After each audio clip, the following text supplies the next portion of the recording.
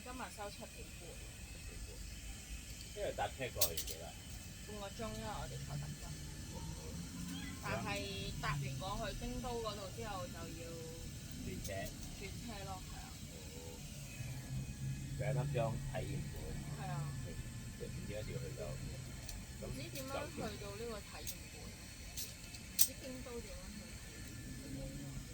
搭住兩架車揾咯，行啦！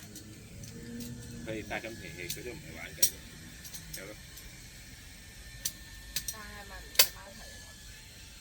貓頭鷹喺呢度咩？係啊。乜嘢？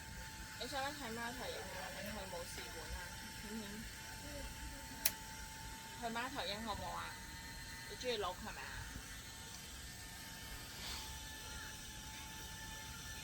咁我哋一係唔睇貓頭鷹，你坐多陣咯，好唔好？唔係佢而家嬲咗，佢都唔做嘢啦，已經石都唔執，嬲咗佢已經。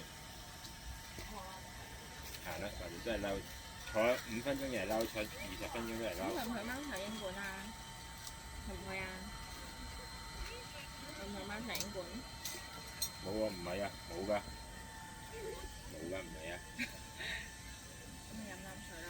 冇㗎，no no no no no。飲啖水，快啲！飲啖水先。乖啊，乖仔啊！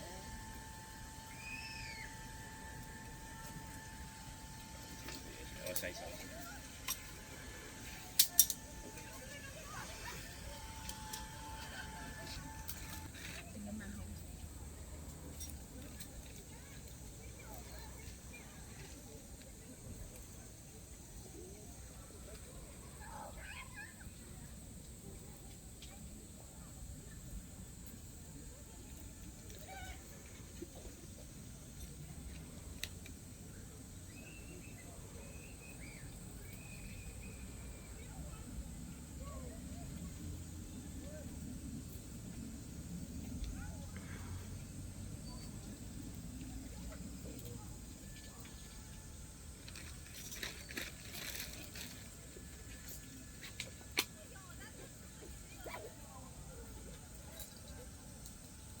等下你去爸爸度洗手啊